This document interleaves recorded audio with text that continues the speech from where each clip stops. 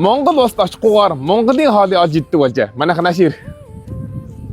Жангэрийн хоолнгэр хөвсгөл гэдэг нэртэй. Манусын хэлдэг шар жил буюу жин вэйон гэсэн жил байна.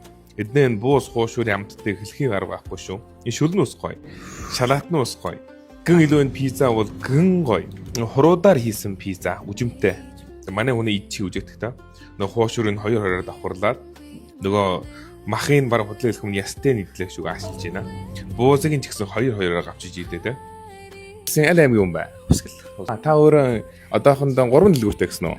2 нь Хөх хотод, 1 нь Ирээн хот дээр. Тоон гэрт нь орж болох хоолн гэр чөөхөн шүү. Наашир. Сайн байна уу? Сайн байна уу? За сайн байна уу? Сайхан урж гин үү? Чойвон хийж гин. Хойч юу хийж гин үү дааш. Хойч ийм чөөрхөн байж байгаа ш. Хамгийн гол нь энэ дэр байшаа хүмүүсээ. Жарж байгаа амт оруулагчид нь бүр гадаадын үжээ. Хэрвээ та бүхэн Хотод амьдарч байгаа хүмүүс буюу Хотод хаяа нэг аялахаар ирсэн хүн яг Монгол хүнээ хийсэн чигээр Монгол улсын хоолыг идэж бодож энд ирж болно. Хамгийн гол нь орчин тойрон гоё. Дээр талд нь бас ийм олон хүнээ суудаг, маш гоё суудалтай.